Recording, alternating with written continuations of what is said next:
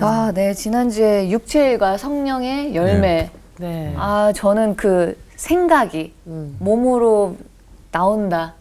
그래서 우리가 그 생각을 진짜 좋은 생각들로, 진짜 성령의 열매로 채워져서 생각하고 했을 때 몸으로 나온다는 걸 다시 한번 느끼면서 저는 지난주에 제가 너무 집중해서 강의를 들었어요. 그래서 사실은 너무 질문하고 싶은 것도 많았는데 오늘 좀 질문 살짝 해보고 싶은 마음이 들긴 하는데. 자, 개인적으로 하세요. 아니, 네, 나는 알겠습니다. 마지막에 사랑으로 네, 우리가 네. 모든 마무리를 걸 했잖아요. 네. 그런 만큼 사랑을 많이 품은 한 주였는지가 되게 궁금해요.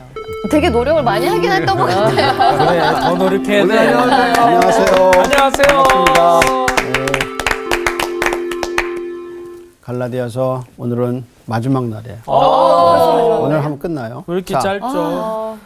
6장인데 짧죠. 네. 근데 내용은 그렇게 쉽거나 아니면 그렇죠. 또 네. 짧지 가볍지 않아요. 않아요. 굉장히 깊은 내용인데 여러분 잘 따라오셨어요. 오늘 수업 갈라디아서 10강 새로운 공동체 오직 십자가. 갈라디아서 6장을 들어가면서 이제 오늘이 갈라디아서 마지막인데 그러면 이제 맨 앞에서 어떤 일이 일어났나 한번 점검해보고 네. 다시 한번 회상해보는 게 좋을 것 같아요. 네. 우선 갈라디아 교회는 하나가 아니라 그랬죠. 네. 여러. 그래서 바울이 갈라디아 교회를 여러 교회들이라 그랬어요. 그래서 바울이 첫 번째 선교 여행을 하면서 정말 애정을 쏟은 거거든요. 그렇죠. 생각해 보세요. 첫 번째 사역지예요. 가장 기억에 남죠. 오래 남죠. 기억에 남죠. 네. 그래서 첫 번째 사역지에서 교회를 든든하게 세우는데 교회를 든든하게 세운다는 게 뭐냐? 뭐 건물 기초를 어떻게 하면 기초를 단단하게 하듯이 교회의 가장 중요한 메시지가 뭐냐면 복음이거든요. 네. 그래서 사도 바울이 모세의 율법과 십자가를 비교하면서 오직 예수 그리스도를 통해서 구원받는다. 그것이 갈라디아 교회를 세우는 사도행전 13장, 14장의 얘기의 포인트예요. 그래서 교회는 어떻게 세우냐? 복음으로 세우죠. 그래서 예수님의 복음으로 교회가 세워져서 갈라디아 교회가 됐는데 누가 들어온 거예요? 이단이요. 거짓 선생들이 선지자. 들어와서 그걸 갈라디아서 5장에서 이단이라고 얘기했잖아요. 이 사람들이 들어와서 주장하기 시작한 거예요. 다른 복음을 얘기 시작한 거죠. 그러면 사도 바울이 그 교회를 보면서 사도 바울의 전략이 나오는 거예요. 그 사도행전 13장, 14장에 세워진 그 갈라디아 교회가 그러니까 이방 신자들이 유대교 그리스도인들이 들어와서 이게 율법을 지켜야 된다 하고 얘기하니까 이방 신자들이 넘어간 거란 말이에요. 그거에 대해서 사도 바울이 어떻게 대처하느냐. 그게 이제 갈라디아서의 내용인데 첫째 바울은 다른 복음을 설명하지 않아. 그리고 무슨 복음을 설명하냐? 참 복음이 뭔가. 그렇죠. 참 복음. 그래서 다시 복음. 복음이 뭔가를 다시 설명해. 이게 사도 바울의 전략이야. 우리는 이단이 들어오면 이단이 어떤 거다 하고 이단에 집중하거든요. 그러면 안 되죠. 근데 이게 또 이단에 집중하면서 거기에 빠질 이단 수 있어요. 교리에 빠져. 맞아. 그러니까 그 방법이 뭐냐면 바울은 먼저 복음이 뭔가를 다시 설명해. 그렇죠. 이게 아주 사도 바울의 갈라디아서의 전략이란 말이에요. 두 번째 전략은 뭐냐면 이 사람들이 뭘 갖고 들어왔냐면 율법을 갖고 들어와요. 그러니까 율법의 한계에 대해서 얘기해. 율법의 한계. 그렇지. 그러니까 율법은 사람을 구원시킬 수 있는 능력이 없다. 없어요. 율법은 믿음이 올 때까지, 그리스도가 올 때까지 우리를 인도하는 몽학선생이다. 그래서 율법의 한계를 분명히 얘기해요. 그래서 뭐라고 했냐면 초등학문이라고 그랬어요. 네. 맞아요. 초등학문. 초등학문이고 그리고 연약하다는 말을 써요. 연약하다는 말이 뭐냐면 극도의 가난하다는 뜻이에요. 그러니까 줄 게 있어요, 없어요? 없죠. 없어요. 그러니까 율법의 한계, 율법의 기능에 대해서 설명해요. 그 다음에 설명한 게 너희는 뭘 따라 살아? 성령을 성령. 따라서. 성령을 따라 살아라. 이게 사도 바울의 전략이에요. 그래서 우리는 지금 어디를 보고 있는 거야? 성령을 따라. 성령 3번. 그러면서 성령을 따라 사는 삶이 뭐냐? 율법은 명확하잖아요. 뭐 해라, 하지 마라 이렇게 하는데 성령을 따라 살아라. 어떻게 성령을 따라 사나? 이게 궁금한 거야. 네. 네. 그러니까 바울이 나왔죠. 얘기했어요. 두 가지 얘기했어요. 지난번에 하나는 성령의 열매? 죄나 죄인에 대한 태도. 이걸 바로 잡아주고 그렇죠. 또 하나가 뭐예요? 성령의 뭘 줘라? 열매. 성령의 열매. 짐. 짐. 짐을 함께 지는. 짐을 지는 거. 예. 그리고 오늘 하나 더 얘기해. 그거 뭔가 봐요. 자, 6절부터 봐야겠죠? 6절 한번 읽어보겠습니다. 6절에서 10절을 먼저 보겠습니다. 네. 가르침을 받는 자는 말씀을 가르치는 자와 모든 좋은 것을 함께하라. 스스로 속이지 말라. 하나님은 업신여김을 받지 아니하시나니 사람이 무엇으로 씹든지 그대로 거두리라. 자기의 육체를 위하여 심는 자는 육체로부터 썩어질 것을 거두고 성령을 위하여 심는 자는 성령으로부터 영생을 거두리라. 우리가 선을 행하되 낙심하지 말지니 포기하지 아니하면 때가 이름에 거두리라. 그러므로 우리는 기회 있는 대로 모든 이에게 착한 일을 하되 더욱 믿음의 가정들에게 할지니라. 자, 그러면 6장에 들어서면서 특성이 두 가지인데 첫째는 뭘 따라 살라고 권면해요? 성령을 따라. 성령을 따라. 그러니까 6장은 성령을 따라 사는 삶이 무엇인가를 설명하고 있는 거예요. 네. 예. 공동체 안에서 성령을 따라 사는 삶은 죄인에 대해서, 죄에 대해서 각성하고 죄인을 바로 잡아주고 온유한 심정으로, 또 하나는 서로 짐을 지고, 네. 그 다음에 세 번째가 뭐냐면 말씀을 가르치는 자와 모든 좋은 것을 함께 함께하라. 그러니까 이게 다 뭐예요? 마지막 10절도 뭐라 했어요? 기회 있는 대로 착한 일을 하되 어디에다 해요? 더욱 믿음의 가정들에게. 그러니까 할지. 6장에서 뭘 강조하냐면 행위를 강조해요. 네가 성령을 받았느냐? 그러면 사랑이 안에 있어요? 네. 기쁨이 있어요? 희락이 있고 오래 참음이 있어요? 화평이 있어요? 어디로 나타나요? 행동으로 행동으로 나타나요. 그러니까 6장은 행위를 강조해요. 그럼 성령 받은 사람 어떻게 사느냐? 말씀을 가르치는 자와 함께 좋은 것을 함께하라. 함께하라. 그러니까 성령을 따라 사는 삶은 다 누구와의 관계에서 나타나요. 하나님? 죄를 지은 사람, 남의 짐, 그 다음에 말씀을 가르치는 사람. 사람과의 관계. 그렇지. 아, 굉장히 중요한 포인트가 뭐냐면 사랑과의 관계. 성령을 따라 사는 사람들은 사랑과의 관계에서 나타나. 이해하시겠어요? 네. 그렇죠. 삶을 또 그러니까 살아가고 내가 성령 충만하다. 그러면 다른 사람과 관계에서 그게 나타나는. 나타나는 거예요. 나만 성령 충만해. 근데 나는 사람은 다 싫어해. 그럼 성령 충만이 아닌 거예요. 아닌 거예요. 그렇잖아요. 누군가 자기의 허물을 대신 져주고 자기의 짐을 져주고 그리고 바르게 인도해주고 그리고 함께 가지고 친구가 그거잖아요. 근데 성령이 충만한 것은 다 갈라디아서 6장에는 다 뭐로 나타나냐면 다른 사람과의 관계에서 나타나. 그 중에 이제 하나가 누구하고 관계에서 나타나는 거예요. 사람과의 사람 관계, 특별히 가정. 말씀을 가르치는. 말씀을 가르치는 사람과. 그러면 갈라디아서에 말씀이라는 말이 3번 나와요. 근데 말씀이라는 말이 3번 나오는데 그 3번이 다 갈라디아서 3장 6절하고요. 3장 16절하고 갈라디아서 5장 14절에 나와요. 한번 5장 14절을 한번 읽어볼까요? 앞에 네. 보니까. 자, 5장 14절 한번 5장 14절.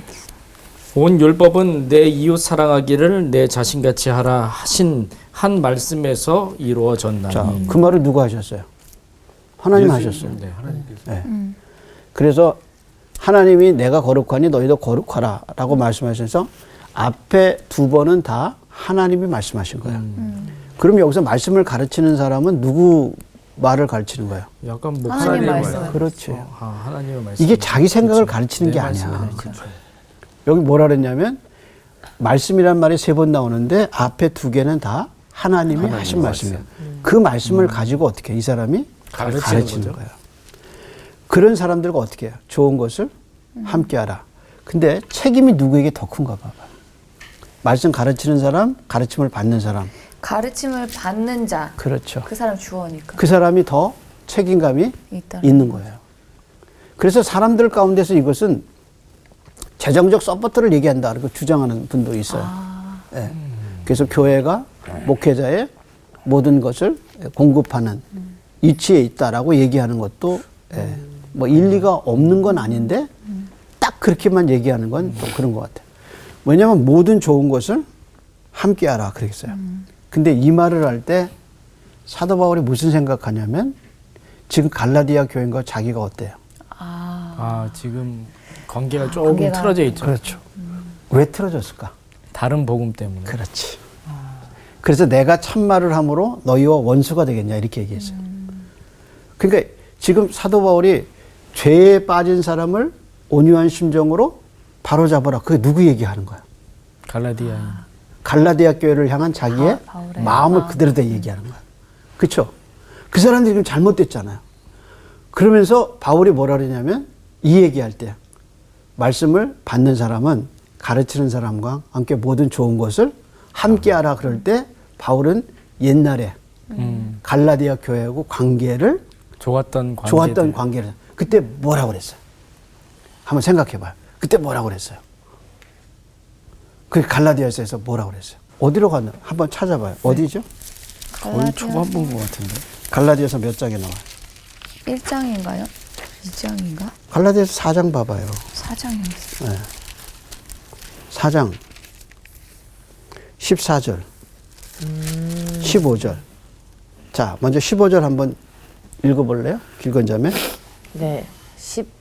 15절 너희의 복이 지금 어디 있느냐 내가 너희에게 증언하노니 너희가 할 수만 있었더라면 너희의 눈이라도 빼어 나에게 주었으리라. 근데 그 다음 절에 한번 보세요. 그런즉 내가 너희에게 참된 말을 함으로 원수가 되었느냐. 자 그렇죠. 관계가 어땠냐면 너무 좋았어요. 그래서 저 사람들이 자기를 위해서 눈이라도 뽑아줄 거야. 근데 왜 관계가 틀어졌어요? 그 다음에 뭐라 그랬어요? 내가 원수가. 원수. 참말을 말을 함으로 함으로 원수가. 대하느니라. 그러니까 이 사람들이 이단에 빠진 거야. 그리고 율법의 초등학문으로 돌아간 거야. 그러니까 바울이 어떻게 해요? 참말을 안 할 해야죠. 수가 없죠. 하죠. 그러니까 그 사람들이 돌아선 거야. 그러니까 사도 바울과 갈라디아 교인들이 그 좋았던 상황이 이단이 들어가서 이게 깨진 거야. 네. 그러니까 바울이 지금 다시 그 관계를 얘기하고 있죠. 그러면서 그때를 다시 회상하면서 이야기를 하고 있는 거다. 자, 그러면 갑자기 7절은 왜 나왔을까요? 그거는 이제 우리가 맥락으로 이해가 되는 거예요. 네. 근데 7절은 갑자기 왜 나왔을까요? 이미 성령이라는 걸 이제 말씀을 통해서 알고 이제 받았는데 이제 스스로는 알고 있지만 이단을 쫓아가니까 스스로 속이지 말아라. 그 얘기가 나온 거 아닐까요?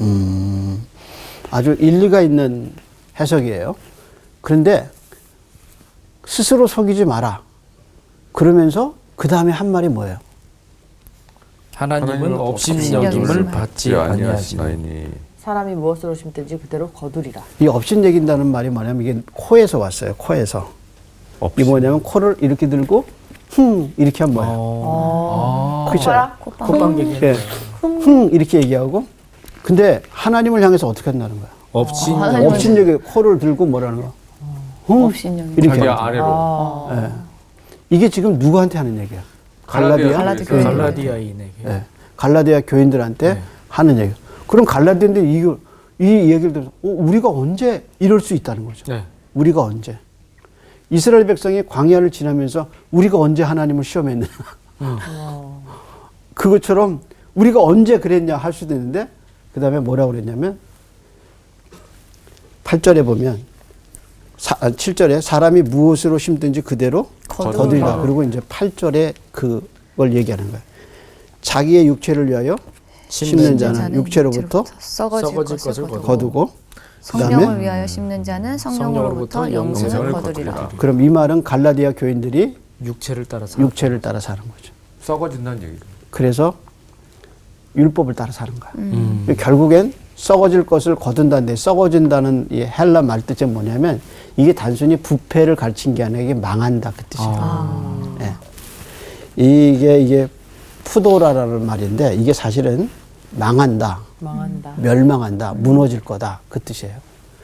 그러면 왜 7절에 보편적 원리를 얘기했을까요? 보편적 원리가 뭐예요? 저 심는 데서 나온다. 그렇죠. 인간모. 그렇지, 인간고. 그러니까 하나님의 모든 일반 사람들에게 적용할 수 있는 보편적 원리는 뭐예요? 인간. 사람은 심은 대로 거둔다. 그래서 보세요. 땅에 해바라기 씨 심었어요. 뭐 나와요? 해바라기 씨가 나오죠. 장미 씨 심었어요. 뭐 나와요? 장미 나와, 장미가 장미꽃. 그렇죠. 포도나무에서 뭐 나와요? 포도.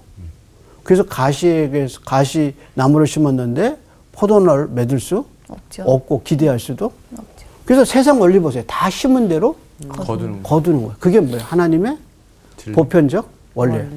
이건 성경만 나오는 게 아니에요. 이 농사 비유는 모든 지혜서에 다 나와요. 근데 그거를 가지고 이 보편적 원리를 누구한테 적용한 거야? 갈라디아 갈라디아 교인들. 너희들이 사는 거는 하나님의 말씀을 어기고 율법을 따라 살면 뭘 거둔다는 거야? 율법. 썩어질 거 썩어진 썩어질 거. 거. 썩어질 거죠. 그러니까 사도 바울이 성령을 따라 살지 않고 육체를 따라 사는 사람들에게 보편적 원리를 가지고 뭘 얘기하나? 너희 그렇게 살면 안 된다. 썩어진다. 썩어진다. 나중에 너희가 한 게 다 무너진다. 망한다. 예, 그래서 푸도라라는 그 단어를 썼단 말이야. 그래서 너희가 결국엔 여기서 다 무너질 거다. 이렇게 살면.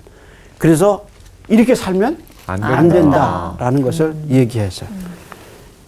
자, 그러면서 열매가 말해줘요.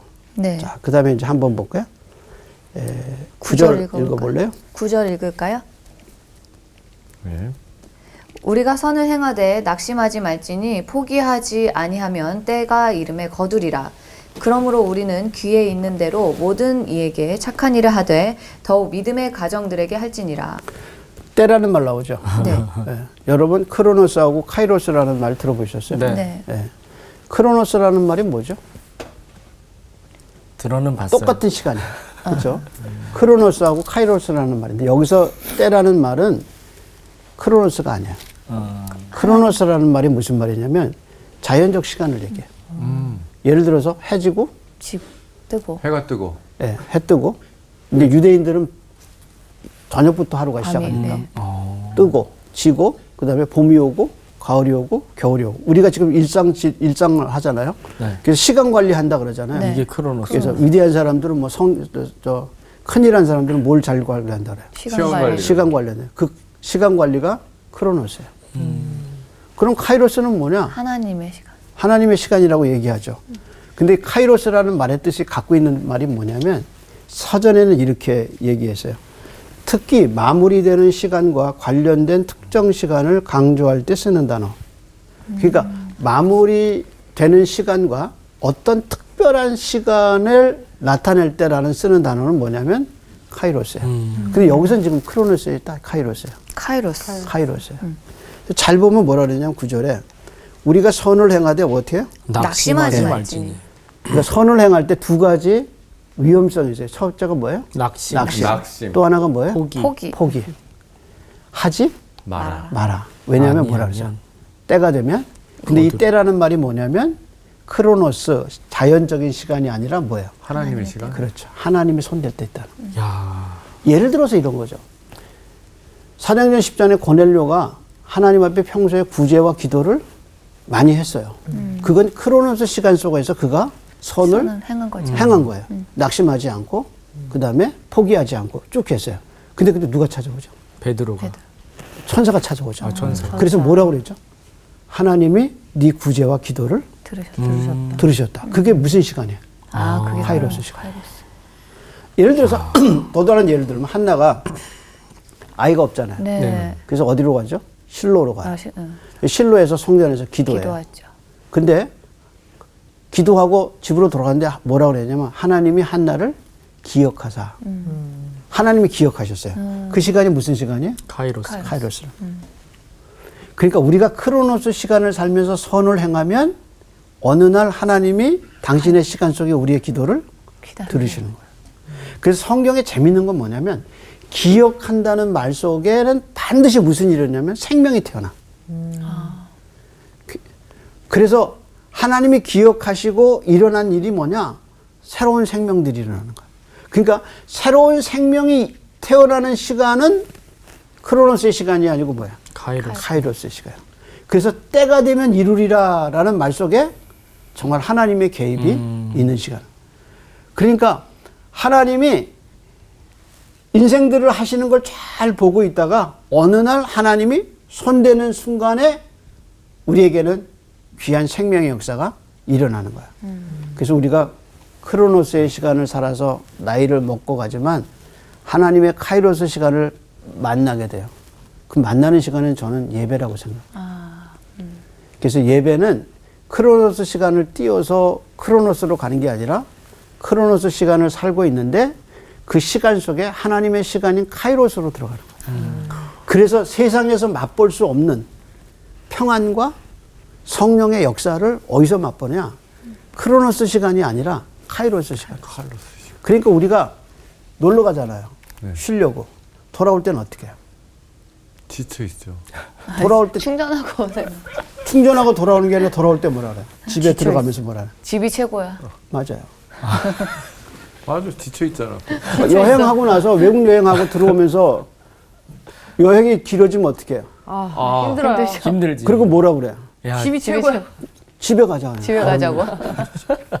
그잖아요. 그렇네. 그러니까 크로노스 시간에서의 삶은 아무리 좋아도 피곤하고. 한계가 피곤한 거야. 맞아요. 근데 그렇게 사는 삶 속에서 하나님이 당신의 시간을 절러놓고 우리를 부르셔요. 그래서 예배는 사람이 결단해서 가는 게 아니에요. 예배는 처음에 시작할 때 다 뭘로 시작해요? 크로노스. 콜링에서 시작해요. 콜링. 부르심. 그래서 예배 주보 보세요. 처음에 뭐야? 부르심이에요. 부르심. 예. 부르심에서 예배가 시작되는 거예요. 그래서 주보에 부르심이 없으면 안 돼. 있어야 돼요, 부르심이. 왜냐면 그게 예배는 인간의 결단으로 나오는 게 아니라 하나님이 부르셔요. 그 부르심이 뭐냐면 크로노스 시간을 사는 우리에게 하나님이 어디로 부르시는 거예요? 교회로. 당신의 시간인 카이로스로 부르는 거예요. 그래서 세상에서 맛볼 수 없는 평안과 기쁨과 은혜를 하나님이 당신의 시간 속에서 주는 거예요. 그래서 결국에 이제 하나님의 나라 가서 영원한 크로노스의 시간을, 아니 카이로스의 시간을 우리가 누리게 되는 거죠. 그래서 이 때라는 말이 크로노스가 아니라 카이로스. 하나님의 때란 말이에요. 그러면서 뭐라고 그랬냐면 10절에 기회 있는 대로 착한 일을 하되 특별히 어디다 하라. 더욱 믿음의 가정들에게. 이게 뭐를 가진 사람의 특성이에요? 믿음을 가진 사람. 성령을. 성령. 그러니까 6장이 뭐냐면 성령을 받은 사람들의 공동체 개인의 특성이란 말이야. 그 특성이 뭐냐면 죄에 대해서, 죄인에 대해서, 짐을 진 사람에 대해서, 그리고 말씀을 가르치는 자와 가르침을 받는 사람, 그리고 어려운 일을 겪는 믿음의 가정들에 대한 태도에서 나온단 말이야. 그러니까 이렇게 살면 어때요? 그 공동체가. 좋아지겠죠. 너무 행복한 거지. 행복하죠. 만약에 한국 사회에서 이게 이루어져. 행복할까 안 할까요? 행복하죠. 행복하죠. 너 힘들지? 내가 점 져줄게. 내가 같이 져줄게. 서로 그렇게 얘기해. 너 잘못했구나. 괜찮아. 내가 너 바로잡아줄게. 그리고 말씀을 가르치는 사람과 함께하는 사람, 어려운 일을 당한 사람들 다도 이게 다 뭐예요?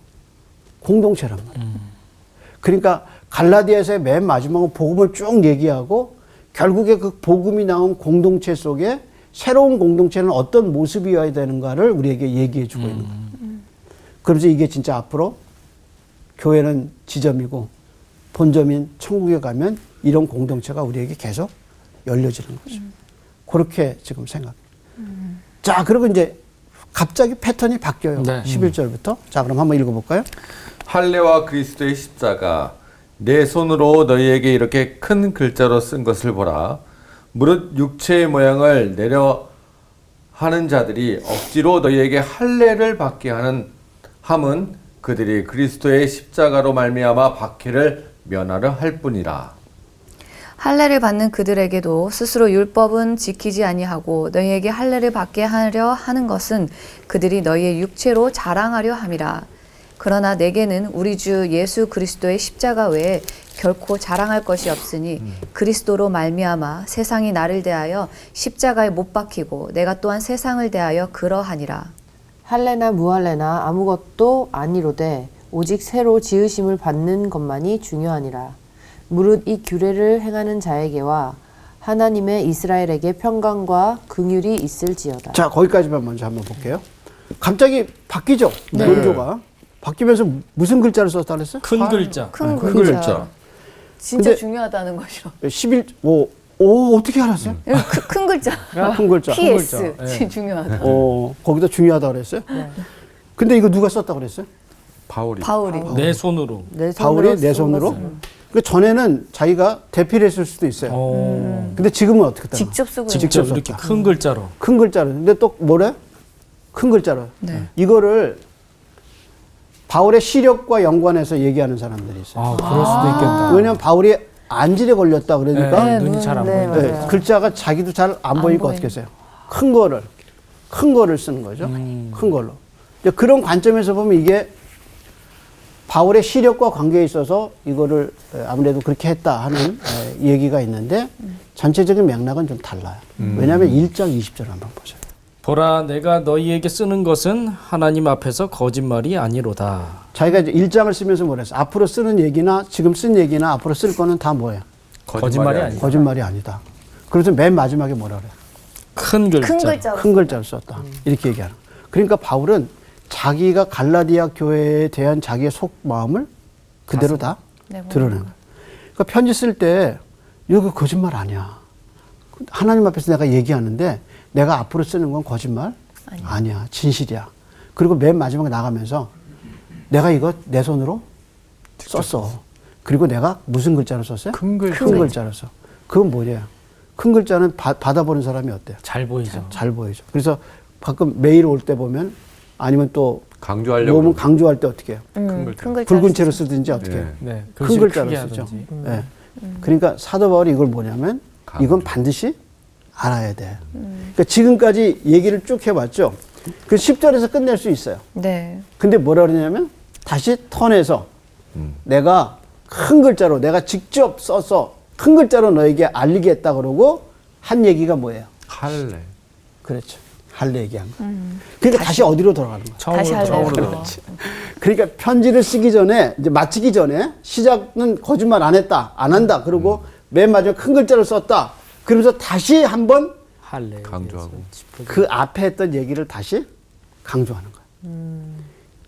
그래서 이건 진짜 너희들이 큰 글자로 쓰는데 내가 강조하는데 너희는 반드시 이걸 알아야 된다 하고 얘기한 게 12절, 13절이에요. 자, 그럼 12절, 13절에 무슨 얘기예요? 할례 얘기. 네. 근데 재밌는 건 뭐냐면 할례 얘기를 뭐라고 얘기한 거야? 육체의 모양을. 모양. 그런 그러니까 이게 자랑하는 거야. 예? 그래서 그 말을 또 13절에 뭐라 그랬어요? 할례 받는 그들이라도 스스로 율법을 지키지 아니하고 너희에게 할례 받게 하려는 것은 그다음 말이 뭐야? 그들의 그들이 너희의 육체로 자랑하려 자랑하려 하라. 하라. 그러니까 내가 이 사람을 할례 시켰다. 그것까지도. 보여지게. 예. 내 말 듣고 이 사람들이 할례를 받았다. 받았다. 야. 그 말은 뭐냐면 이 사람들은 할례를 받아야 구원을 얻는다. 받는다고 생각하니까. 야, 무슨 실적이 있는 것도 아니고 그러니까요. 그렇게 그게 지금 자기 뭘 갈등하는 예, 거야? 자랑하려고. 자랑하려고. 그런 관점에서 이 사람들은 뭐예요? 육체의 자랑을. 아, 그걸 하려고. 그러니까 결국에는 이것도 죄인데. 우리는 복음 전하는 게 이것 때문에 전하는 건 아니잖아요. 아니죠. 그렇죠. 네. 그러니까 바울은 다시 한번 거짓 교사들의 속마음을 얘기하는 거예요. 그러면서 지금 다시 그 사람들에게 넘어가지 말하라. 마라 하고 11절, 12절에 다시 한번 11절부터 13절까지 강조하는 거예요. 자, 그래서 큰 글자라는 말은 강조, 네. 네. 강조점인 걸 볼 수 있어요. 그래서 갈라디아서에 할례가 항상 문제가 되는 거예요. 할례가. 그래서 갈라디아서 2장, 갈라디아서 5장, 갈라디아서 6장 이렇게 할례 얘기가 나와요. 근데 이제 이 사람들이 할례를 받아야 완전한 구원을 받는다고 얘기하니까 바울이 그렇지 않다. 그렇지 않다 이렇게 얘기하는 거예요. 자, 근데 여기서 한 가지 질문은 12절에 있어요. 무슨 질문이 나올까요?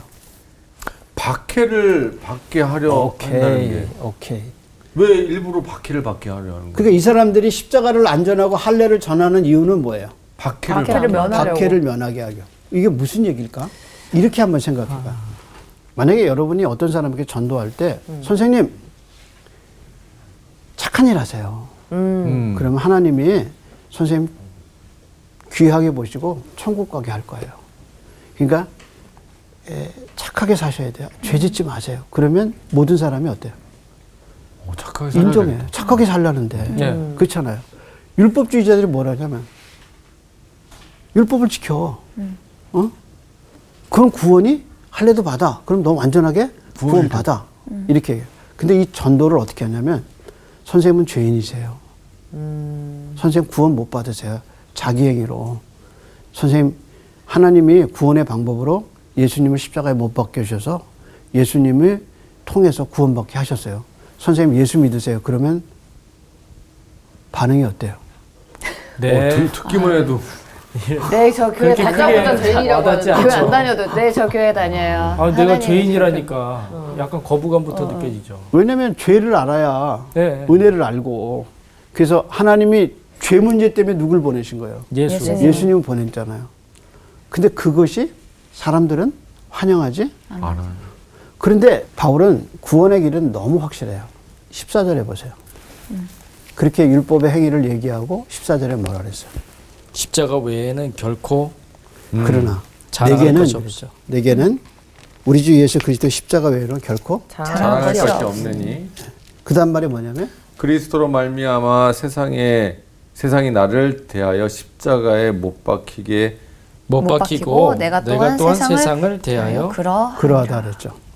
근데 이 귀절하고 앞에서 배운 몇 절하고 연결하냐면 14절하고 5장 14절하고 24절하고 연결해 보세요. 5장 24절. 아, 그렇죠? 네. 5장 24절에 그리스도 예수의 사람들은 육체와 육체와 함께 그 정욕과 탐심을 십자가에 십자가에 못 못 박았느니라. 그런데 바울이 뭐라 그랬냐면 그 개념을 여기다 얘기하죠. 네, 그대로 그러니까 인간의 구원은 뭐로 이루어져요? 십자가. 네. 십자가. 그러니까 인간의 구원은 십자가 외로는 다른 게 없어요. 그러니까 바울은 뭘 전하는 거야? 십자가를 전하는 거고. 그러니까 자가 구원은 없어요. 없죠. 하나님의 유일한 구원의 길은 뭐예요? 십자가. 십자가라는 거예요. 그러니까 자기가 그걸 전하는 거예요. 네. 그래서 갈라디아서의 주제가 뭐냐? 뭐예요? 십자가. 그래서 갈라디아서의 큰 주제가 뭐냐면 하나가 십자가고 또 하나가 뭐냐면 그 십자가를 알려주는 분이 누구셔요? 성령. 예수. 성령. 그래서 6장에 십자가와 성령은 어떻게 해요? 같이 가고. 같이 간다. 그래서 바울은 뭐라 그러냐면 나는 십자가 외에 자랑할 것이 없다. 없다. 그 말은 내가 자랑할 것이 많은데 그 중에 제일은 십자가다. 이 얘기가 아니에요. 자기는 자랑할 게 하나도 없다는 거야. 뭐만 자랑할? 십자가만 십자가만 자랑하면 없게. 돼. 네. 자기를 구원한 게 뭐라? 십자가. 십자가에 달린 예수 그리스도란 말이에요. 그리고 그걸 알려주신 분이 누구예요? 성령이에요. 그래서 우리에게 오셔서 아버지라고 부를 수 있게 하고 말씀을 들을 때 누가 왔냐면 성령이 성령님. 오셨다는 거죠. 그 갈라디아 교인들에게 사도 바울이 그렇게 목 터져라 외치는 거예요. 내가 자랑할 것은 오직 십자가밖에 없다. 왜냐하면 그것이 하나님이 주신 유일한 구원의 방법이기 때문에. 근데 이 사람들은 뭐를 구원의 방법으로 자꾸 생각하는 거예요? 율법. 그러니까 다시 나가기 전에 율법의 무능함에 대해서 다시 한번 얘기하고 그 다음에 얘기한 게 뭐냐면 십자가를 얘기하는 거죠. 자, 그러면 한번 물어볼게요. 갈라디아서의 큰 두 가지 주제가 뭐라 그랬어요? 십자가와 성령. 십자가와 성령. 이 둘은 떨어질 수가 없죠. 없는 거야. 그러면서 이제 16절 보세요. 15절. 할례나 무할례자가 어디예요? 아무것도 아니로다. 아무것도 아니에요. 오직 새로 지으심을 받은 것만이 중요하다. 중요하니라. 이게 새 창조예요. 근데 하나님은 그러면 어떻게 이방인과 유대인을 새 창조로 하셨냐?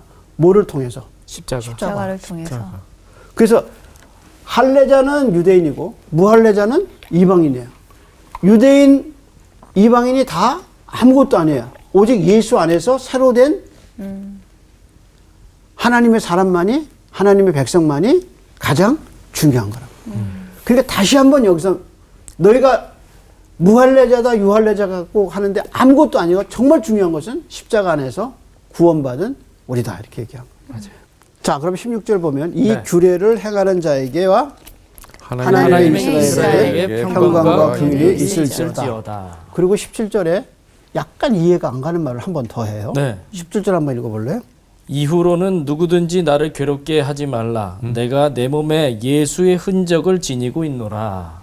그러면 여기서 자기 몸에 뭘 가지고 있어요? 예수의 예수의 흔적. 흔적을. 이 흔적이라는 말이 무슨 말이냐면 옛날에 동물 누구 건지 모르잖아요. 네. 그럼 어떡하죠? 표시를 이게 누구 해놨죠. 거라는 거 뭐예요? 가죽에다가 표시해놨죠. 인을 인치죠. 새기는 맞아요. 거예요. 네. 인치죠. 그리고 죄수들이 죄를 졌다고 이마에다가 도장 찍어. 그렇죠. 뜨겁게 해가지고 S라고 인도. 붙인다 그래요. 시너라고. 어. 예, 볼에다 한다거나 이 사람 죄 졌다 그래서 나중에 그게 뭐 세인트로 바뀌었다 그러면 변해서 그랬다 그래서 어쨌든 뭔가 표적을 남기기 위해서 피부에다가 네, 박는 걸 새겨요. 뭐라 그래요? 흔적이라고 해요. 네. 근데 바울은 뭐가 있다는 거야? 내 몸에 예수의 예수의 흔적. 흔적이 있다. 흔적. 이게 뭔지는 정확하게 몰라요. 그렇죠? 근데 왜 이 이야기를 했을까요? 뭔지는 모르는데 내 몸에 흔적이 있다. 이게 질문이에요. 저는 좀 요즘 왕따 당하는 친구들이 그 따돌림 학대하는 친구들한테 이렇게 얘기했으면 나 괴롭히지 마라. 나 우리 엄마 아빠 흔적이 있어 이렇게 얘기해도 좋을 것 같다는 생각이 드는데. 또 그런데 왜 그 얘기를 했을까요? 나 나도 따돌리지 마. 이렇게 그 예수님을 따라 살기 위해서 복음을 따라 살기 위해서 이렇게 힘든 과정들을 겪었다. 이 몸의 흔적들을 통해. 근데 왜 그걸 갈라디아 교인들에게 얘기하죠? 이게 보면요. 나를 괴롭히지 괴롭히지 마라가 아니라 괴롭게 하지 말아요. 그러니까 왜 그러니까 그러니까 누구한테 이들이 얘기하는 거예요? 이단이 들어오면서 원래 바울이 전도했던 거와 다른 행보를 율법을 따랐잖아요. 그러니까 그걸로 인해서 바울이 괴로웠잖아요. 굉장히 많이 접근했어요. 이 사람들이 뭘 부인하고 있는 거야? 진짜 십자가를. 복음을 아니 사도임을 맨 처음에 그렇지. 부르셨어요. 아, 사도 바울이 뭐가 아니라고 주장한 거예요. 사도가 진짜 아니에요. 사도가, 사도가 아니라고 그러는 거죠. 근데 바울은 지금 나가면서 뭐라고 그래요? 그러니까 그런 나를 말로 날 괴롭게 하지 괴롭히지 마라. 내 몸에 뭐가 있어요? 예수의 예수 흔적을. 흔적이 있다. 그 자기가 뭐라는 거예요? 사도 바울이라는. 아, 그 얘기. 사도됨의 표시가 여러 가지가 있거든요. 그러니까 바울은 다시 한번 갈라디아서를 놓으면서 뭐라고 그래요? 나는 사도다. 사도다. 그러니까 나는 예수 그리스도의 제자다. 사도다. 내 몸에 흔적이 있다. 있다. 이렇게 얘기해요. 그러면서 맨 마지막에 바울이 마지막 단어를 하나 썼어요. 네. 그게 모든 사람에게 절대적으로 필요한 거예요. 뭘죠? 심령이 너희들에게 있어. 뭐가? 은혜가. 은혜가. 그리스도의 그렇지, 은혜가. 그렇지. 그러니까 맨 마지막 말 바울이 마지막으로 이건 너에게 반드시 있어야 된다는 게 뭐야? 그리스도의 은혜. 은혜. 은혜 없으면 안 된다. 아무것도 안 돼. 그러니까 너희 심령에 뭐가 꼭 있어야 되느냐? 은혜가 있어요. 은혜. 그래서 갈라디아서의 맨 마지막 말은 은혜와 아멘이에요. 네. 그럼 여기서 우리 근본적인 질문을 해봐야 돼요. 갈라디아 교인들이 어떻게 그렇게 예수를 잘 믿어서 너희가 성령을 받을 때 듣고 믿음에 서냐, 율법에 행위 졌냐, 정말 성령 받은 것 같이 하고 구원 받은 것 같이 그렇게 했는데 어떻게 율법으로 돌아갔을까? 그 이유가 뭘까? 라는 게 궁금해 하잖아요. 그러면 이제 처음 물어보는 질문이 뭐냐면 그 사람들이 처음부터 구원 받았을까? 라는 거죠. 거기에 대한 질문의 답은 부정적이야. 이 사람들은 어쩌면 이 갈라디아 교회 안에 성령을 받은 사람들 가운데 성령을 받은 것처럼 행하는 사람이 있었고 구원받은 사람들 사이에서 구원을 받은 것처럼 행동하는 사람들. 행동했지만 사실은 성령이 없고 십자가가 없는 사람들이 있었다는 거예요. 그러다가 유혹을 받으니까 글리 넘어갔을 거라. 그래서 이 마지막 장면을 나가면서 우리는 두 가지 주제. 정말 예수님의 십자가를 당신은 믿고 있는가? 그 의미를 아는가? 또 하나, 정말 당신 속에 성령님이 생생하게 역사하고 계신가? 이 두 가지 질문을 우리는 해봐야 할 겁니다. 오늘은 여기까지. 여기까지. 감사합니다. 오늘 히든이 나왔네요, 진짜. 십자가와 성령. 은혜와 아멘. 맞아. 은혜와 아멘. 그거 마음에 새기면서 갈라디아서를 진짜 다시 한번 읽어보면 오늘 목사님이 지금까지 쭉 말씀하신 게 어떤 내용인지 한번 마음에 깊이 새길 수 있는 기회가 되지 않을까라는 생각이 듭니다. 네. 카이로스. 하나님의 때. 하나님의 시간에 살아야 되지 않을까. 그 시간 속에 있어야 되지 않을까. 그래서 오늘의 마지막 말씀처럼 저 은혜와 아멘을 할 수 있는 매일매일이 됐으면 좋겠다라는 생각을 했습니다. 네.